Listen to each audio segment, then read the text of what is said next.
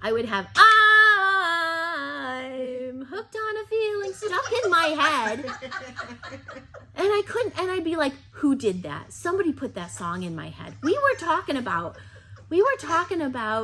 you know, the Middle Ages. This song should not be stuck in my head. And oh, they thought that was so funny. They knew it'd work. So, but music was a big part of our lives. Number 7, learn to let go. Let go of things that are out of your control. Do you have depression? You can't control that. So you have to be okay with having depression and being a mom and homeschooling. That's just the way it is. I'm not saying push through and ignore yourself. I'm saying let go of the expectation that your kids would have a mom without depression. Do you have a chronic illness? Let go of the expectation that your kids would have a mom without a chronic illness. Are you struggling in your marriage? Let go of the expectation that your kids would be raised in a family without struggles in their marriage. You do not have control of that.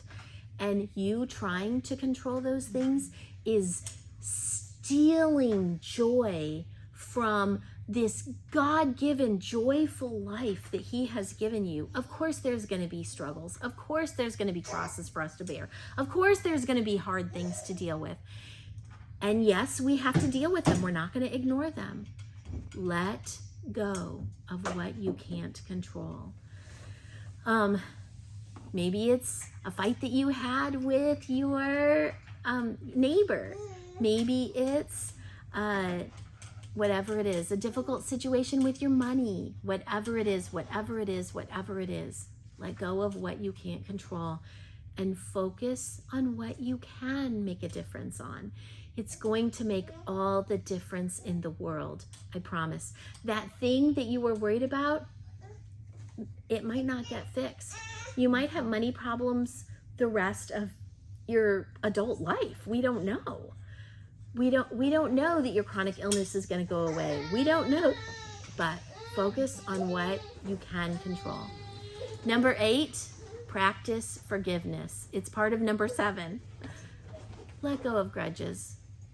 Practice forgiveness. This helps you even more than it helps other people. You are trapped in a tiny little room of anger if you can't let go and forgive. And it can be really hard, and there can be really big things in our life that we have to forgive. For the sake of our children, we have to be able to forgive. And keep in mind, keeping joy in your life is an ongoing process. And it's okay to have ups and downs and good and bad days. Trying, it's worth fighting the good fight.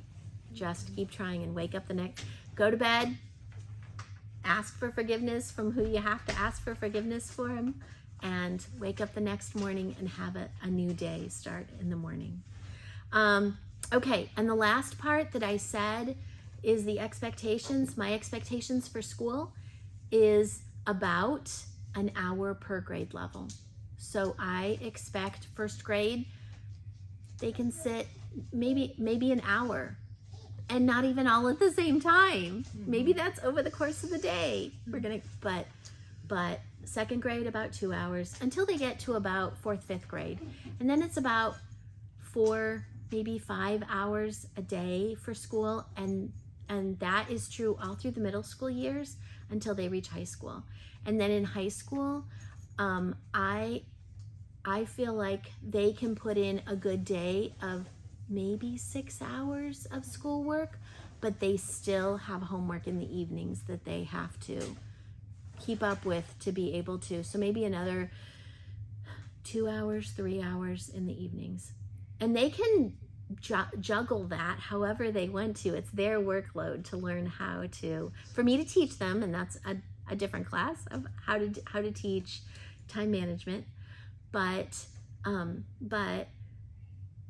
that's about the expectation. Do I expect my second grader to learn to read? It's my hope.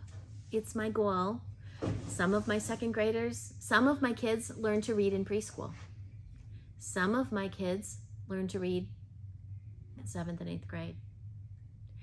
It depends on the child. Mm-hmm. And that is so much more. So should they learn to read in 2nd grade? That's a reasonable goal to have.